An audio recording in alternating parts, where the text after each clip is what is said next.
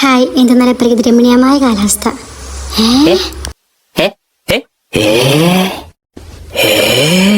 കണ്ടനില്ലാതെ കറങ്ങിയാടുന്നതിന്റെ മുന്നിൽ നേരെ പെട്ടത് പുട്ടുന്ന നഫ്സത്ത.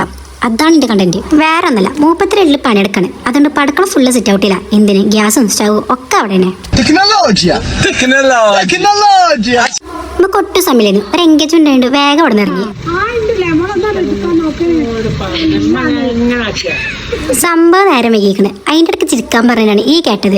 എന്നാ കിട്ടി വെച്ചിട്ട് ചെയ്യുമ്പോൾ പ്രകാശിട്ട് അങ്ങനെ പോണില്ല. അപ്പളേ വെറുതെ വെള്ളി വേണ്ടാന്ന്.